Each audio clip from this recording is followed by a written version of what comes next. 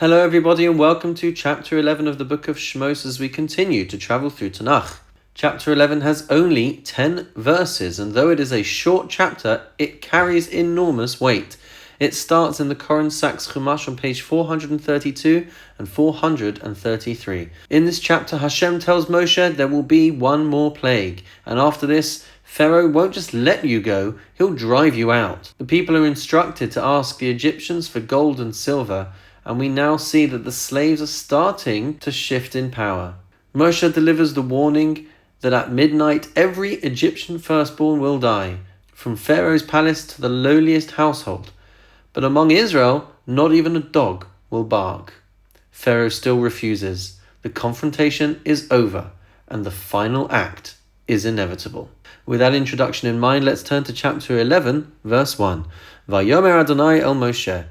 Hashem said to Moshe, Od nega echad avi al paro. One last plague will I send against Pharaoh va'al Mitzrayim and against Egypt. Achareichein yishalach eschem mizeh. After that he will send you forth from here, kishalcho kala, and when he sends forth, gareshi garesh eschem mizeh. He will drive you out completely. Verse 2, Daber na ba'oznei ha'am.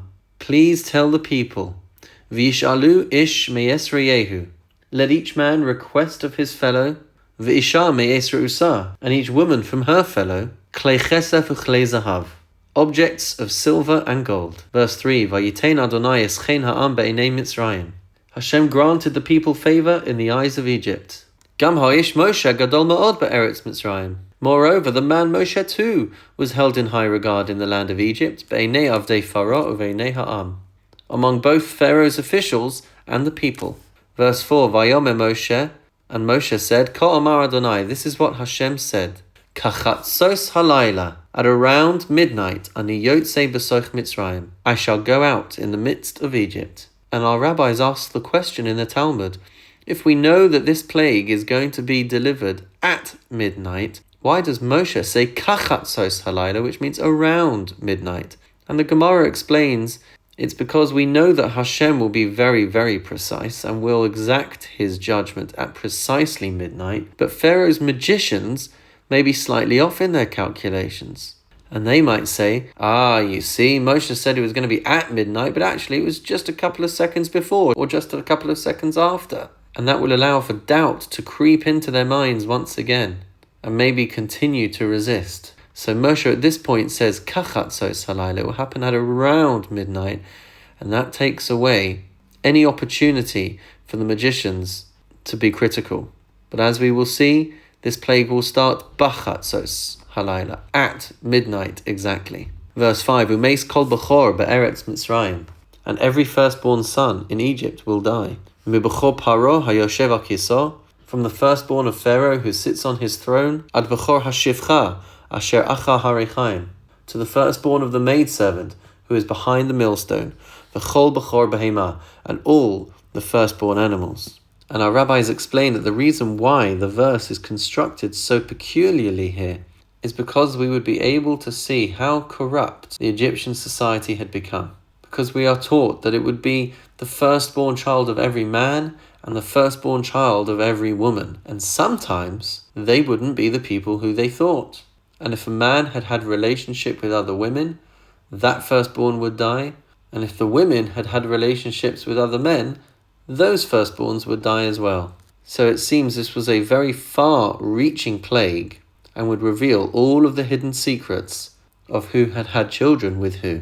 Verse 6, V'haisat za'aka gadola b'chol eretz Mitzrayim. A scream will ring out across Egypt, Asher kamohu lo nihiyasa v'chamohu lo sosif, unlike any that has been before or any that will be again. Verse 7, L'chol b'nei Yisrael, but among the children of Israel, lo yecheratz kelev l'shono l'meish v'ad behima.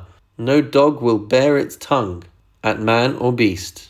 Meaning ordinarily you would expect the dogs to start barking and howling and wailing, and yet they will remain silent. L'man teidu'un asher yafler Adonai ben Mitzrayim uvein Yisrael, so that you shall know that Hashem will have differentiated between Egypt and Israel. Verse 8, V'yardu chol avadecha eile elai.